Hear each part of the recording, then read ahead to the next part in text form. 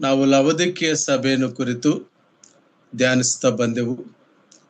ಲವೋದಿಕೀಯ ಸಭೆಗೆ ಒಂದು ಆತ್ಮಿಕ ಪುನರುಜ್ಜೀವನವನ್ನು ತರುವಂತ, ಒಂದು ಪುನಃಸ್ಥಾಪನೆಯನ್ನು ಮಾಡುವಂತ ಒಂದು ಟರ್ನಿಂಗ್ ಪಾಯಿಂಟ್, ನಾವು ಅದನ್ನ 18ನೇ ವಚನದಲ್ಲಿ ನೋಡಿದೆವು.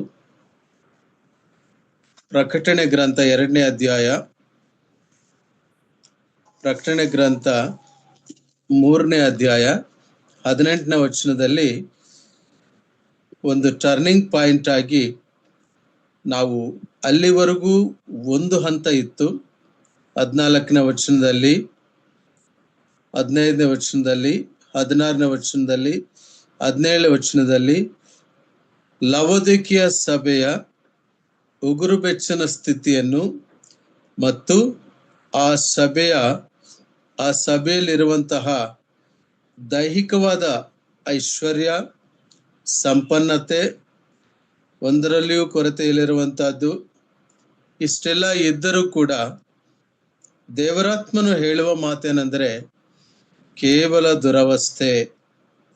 ಇದನ್ನ ಒಂದು ಕಡೆ ನಾವು ನೆನಪಿನಲ್ಲಿ ಇಟ್ಕೊಂಡು, ಆ ದುರವಸ್ಥೆಯಲ್ಲಿ ಬಿದ್ದಿರುವಂತವನು ಅಂತ ಮಾತ್ರವಲ್ಲದಲೆ ಲವೋದಿಕೀಯ ಸಭೆಯ ದೌರ್ಭಾಗ್ಯ ಸ್ಥಿತಿಯನ್ನು, ದಾರಿದ್ರ್ಯ ಸ್ಥಿತಿಯನ್ನು, ಕುರುಡುತನವನ್ನು ಮತ್ತು ವಸ್ತ್ರವಿಲ್ಲದ ಸ್ಥಿತಿಯನ್ನು ಸ್ಪಷ್ಟವಾಗಿ ಕೆಲವು ಸಂಗತಿಗಳು ಹೇಳಿರುವುದನ್ನು ನಾವು ಗಮನಿಸ್ತೇವೆ. ಆದರೆ 18ನೇ ವಚನಕ್ಕೆ ಬಂದಾಗ our lord Jesus Christ is giving a solution. Patmos ದ್ವೀಪದಲ್ಲಿ ಕರ್ತನಾದ ಯೇಸು ಕ್ರಿಸ್ತನು ಯೋಹಾನನಿಗೆ ಕಾಣಿಸಿಕೊಂಡಾಗ ಆತನು ಯೋಹಾನನಿಗೆ ಅಪ್ಪಣೆ ಕೊಟ್ಟಿರುವುದೇನೆಂದ್ರೆ, 7 ಸಭೆಗಳಿಗೆ ನೀನು ಪತ್ರವನ್ನು ಬರೆ. ಆಯಾ ಸಭೆಯ ದೂತನಿಗೆ ಪತ್ರವನ್ನು ಬರೆಯುತ್ತಾ ಆ ಪತ್ರದ ಅಂತ್ಯದಲ್ಲಿ ಎಲ್ಲಾ ಸಭೆಗಳು ತಿಳಿದುಕೊಳ್ಳುವಂತೆ. ಪತ್ರ ಒಂದೇ ಸಭೆಗೆ, ಆದರೆ ಅದರಲ್ಲಿರುವ ಸಂದೇಶ ಎಲ್ಲಾ ಸಭೆಗಳಿಗೆ ಅನ್ವಯವಾಗುವಂತಹದ್ದು. ಇಡೀ ಪ್ರಕಟಣೆ ಗ್ರಂಥ ನಮ್ಮ ಕರ್ತನಾದ ಯೇಸು ಕ್ರಿಸ್ತನ ದೈವತ್ವವನ್ನು ಸೂಚಿಸುತ್ತದೆ. ಆ ದೈವತ್ವದ ಮಹತ್ವವನ್ನು ನಮಗೆ ಸೂಚಿಸುತ್ತದೆ ಮತ್ತು ಪ್ರಕಾಶಮಾನವಾದಂತಹ ಯಜ್ಞದ ಕುರಿಯಾದಾತನ ಒಂದು ಪರಮೋನ್ನತ ದರ್ಶನವನ್ನ ನಾವು ಪ್ರಕಟಣೆ ಗ್ರಂಥದಲ್ಲಿ ಕಾಣುವಂತವರಾಗಿರ್ತೇವೆ. ಇಡೀ ಪ್ರಕಟಣೆ ಗ್ರಂಥದ ಪ್ರಮುಖ ಉದ್ದೇಶ ಏನಂದ್ರೆ, ಕರ್ತನಾದ ಯೇಸು ಕ್ರಿಸ್ತನು ಆತನೊಬ್ಬನೇ ಸುರುಳಿಯನ್ನು ಬಿಚ್ಚಲು ಯೋಗ್ಯನು, ಆತನು ಯಜ್ಞದ ಕುರಿ, ಆತನು ನ್ಯಾಯ ತೀರಿಸುವ ನೀತಿಯುಳ್ಳ ನ್ಯಾಯಾಧಿಪತಿಯಾಗಿ ಬರಲಿಕ್ಕಿದ್ದಾನೆ. ಪರಲೋಕದಲ್ಲಿಯೂ ಭೂಲೋಕದಲ್ಲಿಯೂ ನಡೆಯುವಂತಹ ಸಂಗತಿಗಳ ಅನಾವರಣ 4ನೇ ಅಧ್ಯಾಯದ ನಂತರ ನಡೆಯುವಾಗ ತಾನು ಸ್ವರಕ್ತವನ್ನು ಕೊಟ್ಟು ಸಂಪಾದಿಸಿಕೊಂಡಿರುವಂತಹ ಸಭೆಯ ಆತ್ಮೀಕ ಉದ್ಧಾರಕ್ಕಾಗಿ, ಆತ್ಮೀಕ ಅಭಿವೃದ್ಧಿಗಾಗಿ 7 ಸಭೆಗಳಿಗೆ ಸಂದೇಶಗಳನ್ನು ನೀಡುತ್ತಿರುವಾಗ ಆ 7 ಸಭೆಗಳು ಕರ್ತನಾದ ಯೇಸು ಕ್ರಿಸ್ತನ ದೃಷ್ಟಿಯಲ್ಲಿ ಒಂದು ಪರಿಪೂರ್ಣ ಸಂಖ್ಯೆಯಾಗಿ ಉಂಟು. ಪ್ರಿಯರೇ, ಈಗ ನಾವು ಕೊನೆಯ ಸಭೆಯ ಲವೋದಿಕೀಯ ಸಭೆಗೆ ಬಂದಾಗ ಈ ಒಂದು ಟರ್ನಿಂಗ್ ಪಾಯಿಂಟ್ ನಲ್ಲಿ 3 ವಿಷಯಗಳನ್ನು ನಾವು ನೆನಪು ಮಾಡಿಕೊಂಡೆವು. ಚಿನ್ನ ಎಂಬುದು ನಂಬಿಕೆಗೆ ಸಂಕೇತ ಮತ್ತು ವಾಕ್ಯಕ್ಕೆ ಸಂಕೇತ ಎಂಬುದನ್ನ ನಾವು ತಿಳಿದುಕೊಂಡೆವು. ವಸ್ತ್ರಗಳನ್ನು ನಾವು ಕುರಿತು ತಿಳಿದುಕೊಂಡೆವು. ಕಣ್ಣಿಗೆ ಅಂಜನವನ್ನು, ಆಫ್ಥಾಲ್ಮಿಯಾ ಎಂಬುದನ್ನು ಕುರಿತು ತಿಳ್ಕೊಂಡೆವು. ಈ ಆತ್ಮೀಯ ಪರಿಹಾರ ಹೇಗೆಂಬುದಾಗಿ ಹೇಳುವಾಗ, ಕರ್ತನಾದ ಯೇಸು ಕ್ರಿಸ್ತನಲ್ಲಿ ಆ ಲವೋದಿಕೀಯ ಸಭೆಯು ಅದು ಪಶ್ಚಾತ್ತಾಪ ಹೊಂದಬೇಕು, ರಿಪೆಂಟೆನ್ಸ್, ಮತ್ತು ಕರ್ತನಾದ ಯೇಸು ಕ್ರಿಸ್ತನ ಕೃಪೆಯನ್ನು ಆಧರಿಸಿಕೊಳ್ಳಬೇಕು. ಸೆಕೆಂಡ್ ಥಿಂಗ್, 3ನೇದಾಗಿ return to the spiritual life, ಲೌಕಿಕ ಜೀವನಕ್ಕೆ ವಿದಾಯವನ್ನು ಹೇಳಿ ಆತ್ಮೀಕ ಜೀವನಕ್ಕೆ ಪ್ರಾರಂಭ ಆಗಬೇಕು. ಮತ್ತು 4ನೇದಾಗಿ ಕರ್ತನಾದ ಯೇಸು ಕ್ರಿಸ್ತನ ಜೊತೆಯಲ್ಲಿ ನಡೆಯುವುದಕ್ಕೆ, ಆತನ ಒಡನಾಟದಲ್ಲಿ ನಡೆಯಕ್ಕೆ, ಆತನೊಂದಿಗೆ ನಡೆಯುವುದಕ್ಕೆ ಪುನಃಸ್ಥಾಪನ, ರೀಎಸ್ಟಾಬ್ಲಿಷ್ ಮಾಡಿಕೊಳ್ಬೇಕೆಂಬುದಾಗಿರುವ ಸಂಗತಿಗಳನ್ನ ನಾವು ಕಳೆದ ಸಂದರ್ಭಗಳಲ್ಲಿ, ಕಳೆದ ಸಂದೇಶಗಳಲ್ಲಿ ನಾವು ಧ್ಯಾನಿಸ್ತಾ ಬಂದೆವು ಪ್ರಿಯರೇ.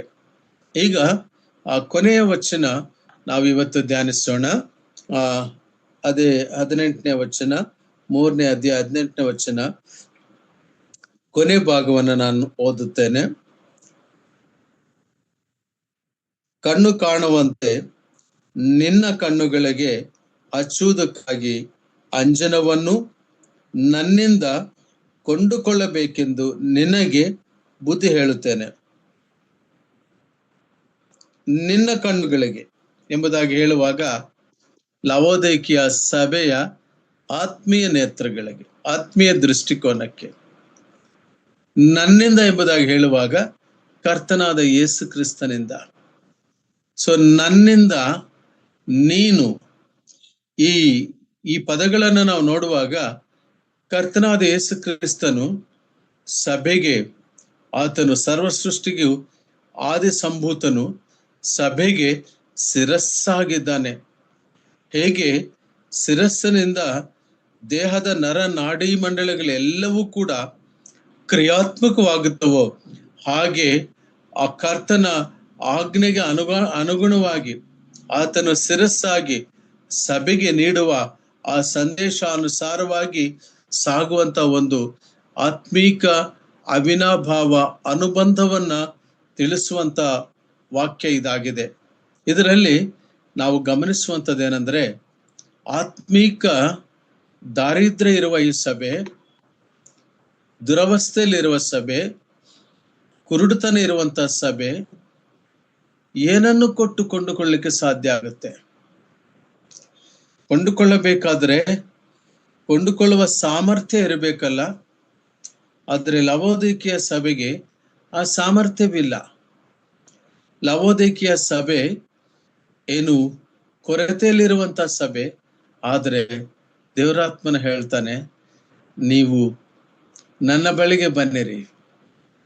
ನಾವು ಹೆಂಗೆ ಕೊಂಡುಕೊಳ್ಳಬೇಕು? ದೇವರ ವಾಕ್ಯಕ್ಕೆ ನಾವು ಹೋಗಬೇಕು.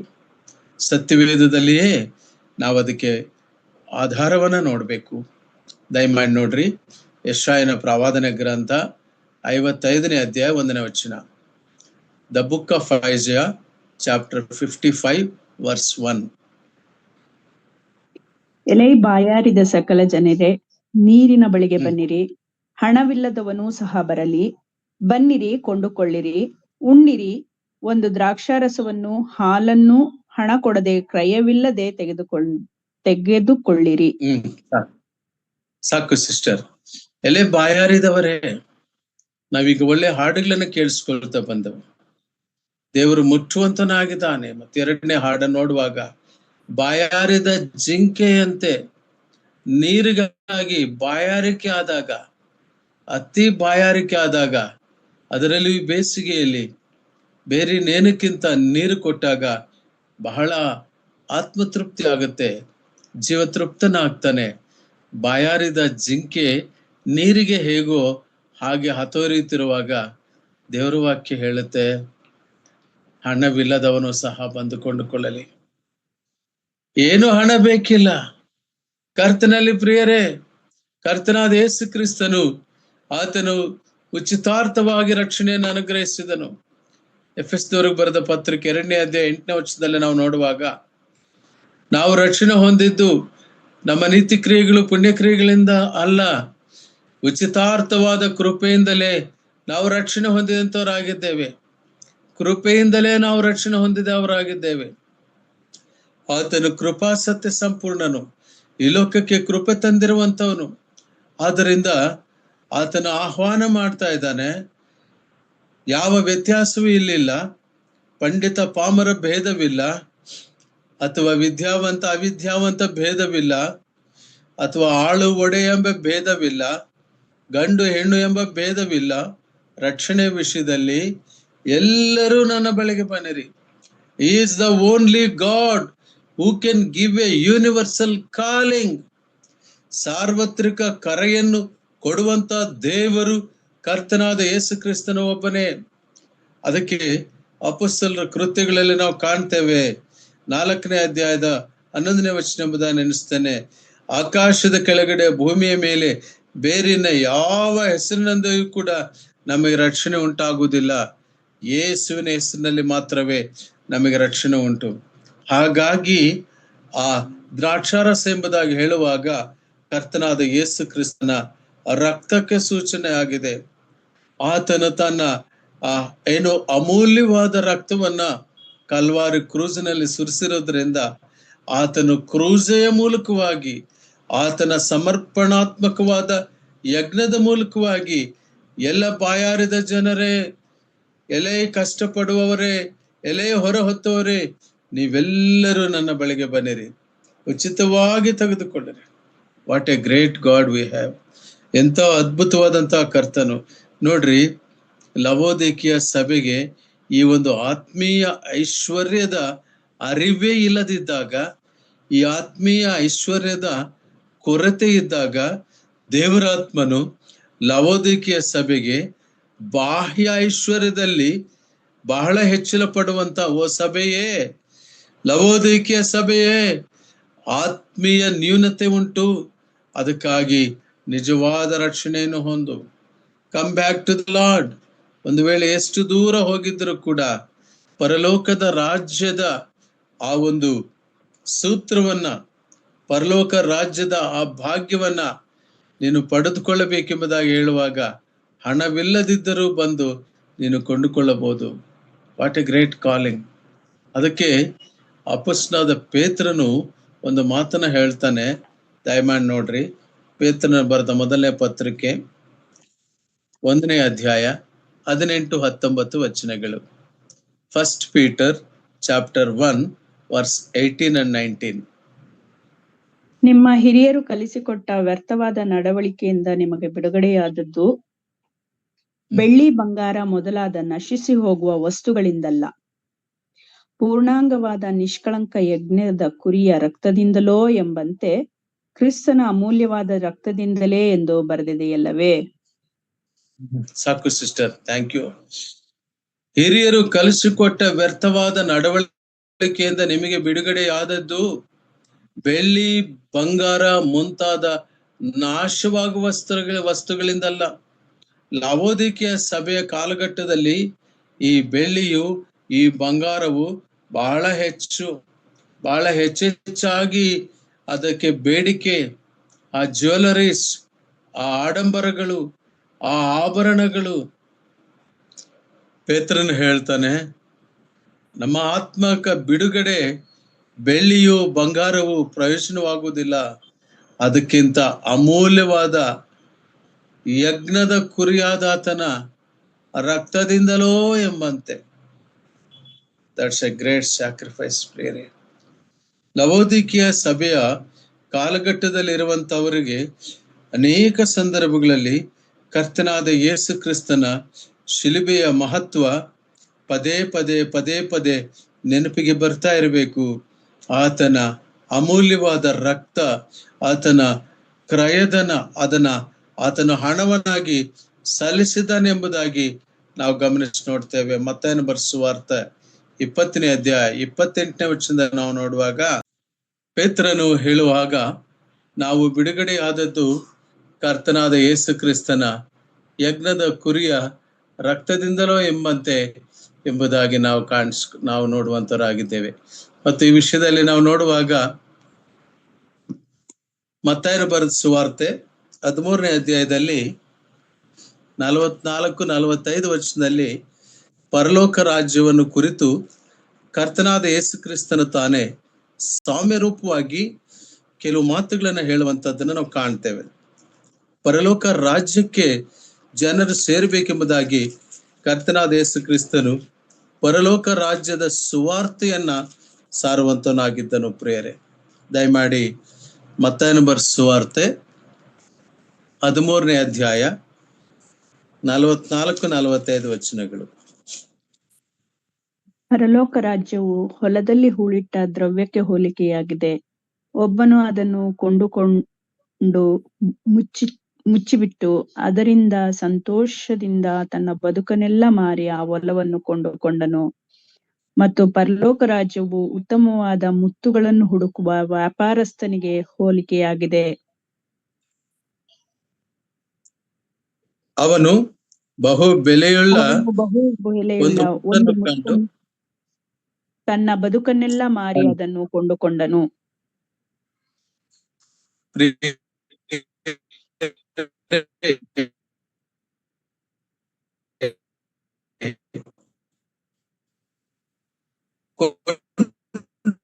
ಕೊಳ್ಳುವ ವಿಷಯದಲ್ಲಿ ಈ ಪರಲೋಕದ ರಾಜ್ಯದ ಕರ್ತನಾದ ಯೇಸು ಕ್ರಿಸ್ತನು ಆತನ ಶಿಷ್ಯರಿಗೆ ಅರ್ಥವಾಗುವ ರೀತಿಯಲ್ಲಿ ಸಾಮ್ಯರೂಪವಾಗಿ ಹೇಳುವಂತದ್ದು ನಾವಿಲ್ಲಿ ಕಾಣ್ತೇವೆ.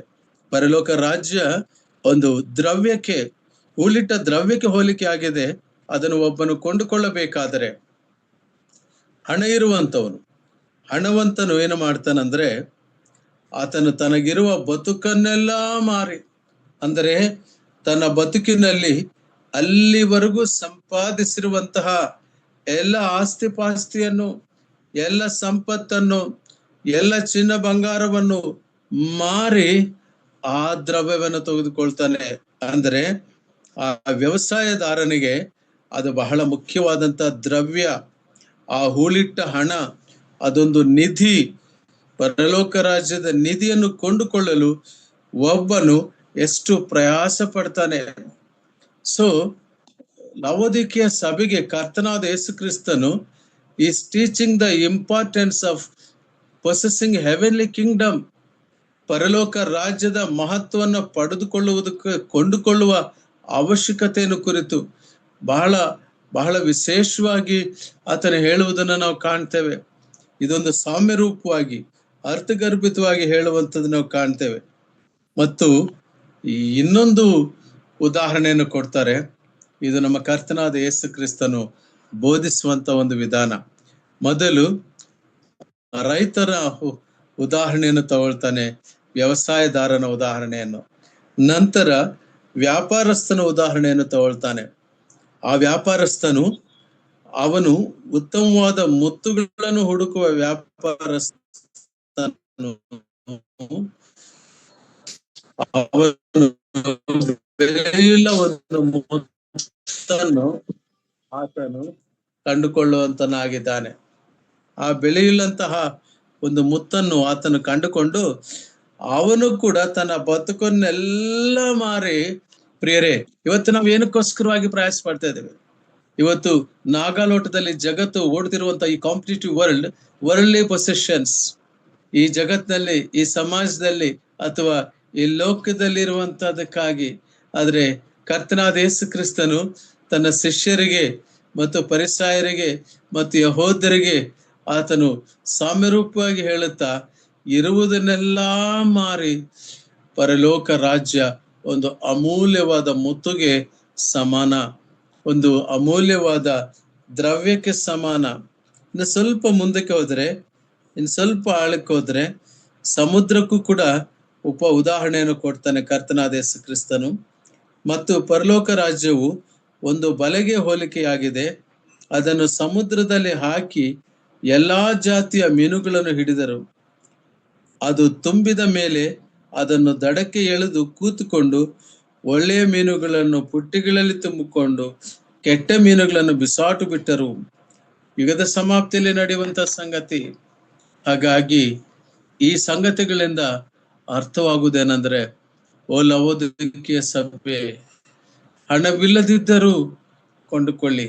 ಹಣ ಇರುವವರು ಕೊಂಡುಕೊಳ್ಳುವ ಪ್ರಯತ್ನ ಮಾಡಿದಾರಂದ್ರೆ ಹಣವಿಲ್ಲದವರು ಕೂಡ ಆ ಪ್ರಯತ್ನವನ್ನು ಮಾಡಬೇಕು. ನೀವೆಲ್ಲರೂ ನನ್ನ ಬಳಿಗೆ ಬನ್ನಿರಿ. ಮತ್ತಾಯನ ಬರೆಸುವಾರ್ತೆ 11ನೇ ಅಧ್ಯಾಯ 28ನೇ ವಚನದಲ್ಲಿ ಕರ್ತನಾದ ಯೇಸು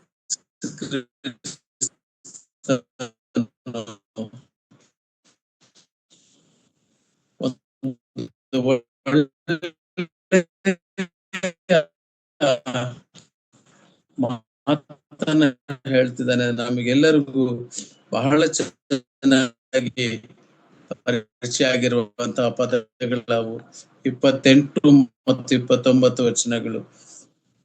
ನೀವೆಲ್ಲರೂ ನನ್ನ ಬಳಿಗೆ ಬನ್ನಿರಿ, ನಿಜವಾದಂತ ಶಾಂತಿ ಸಂಭವಿಸ್ತನಲ್ಲಿ ಪ್ರಿಯರೇ. ಅದಕ್ಕಾಗಿ ನಾವೆಲ್ಲ ಓದಿ, ನೀವೆಲ್ಲರೂ ನನ್ನ ಬಳಿಗೆ ಬನ್ನಿರಿ, ನಾನು ನಿಮಗೆ ವಿಶ್ರಾಂತಿ ಕೊಡುವೆನು.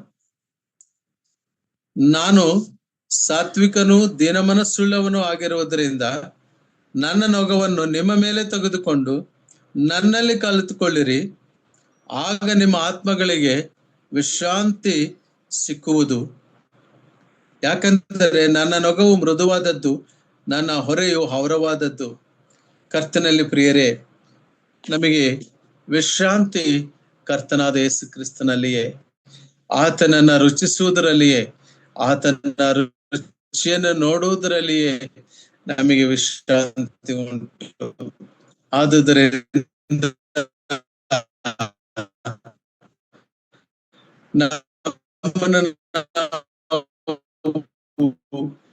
ಅವಲೋಕನ ಮಾಡಿಕೊಳ್ಳುವಾಗ, ಪರಿಶೀಲನೆ ಮಾಡಿಕೊಳ್ಳುವಾಗ ನಾವು ಆತನ ಬಳಿಗೆ ಹೋಗ್ಬೇಕು. ಸಮಾರ್ಯ ಸ್ತ್ರೀ ಜೊತೆಯಲ್ಲಿ ಮಾತನಾಡುತ್ತಾ ಕರ್ತನಾದ ಯೇಸು ಕ್ರಿಸ್ತ, ನೀರು ಕೇಳಿದವನು ಯಾರೆಂಬುದಾಗಿ ನಿನಗೆ ಗೊತ್ತಿದ್ದರೆ ನೀನು ನನ್ನನ್ನು ಕೇಳುತ್ತಿದ್ದಿ, ನಾನು ನಿನಗೆ ಜೀವಜಲವನ್ನು ಕೊಡುವೆನು. ಆ ಸಮಾರ್ಯ ಸ್ತ್ರೀಯಳಿಗೆ ಮೊದಲು ಈ ಸಂಗತಿಗಳು ಅರ್ಥ ಆಗಲಿಲ್ಲ.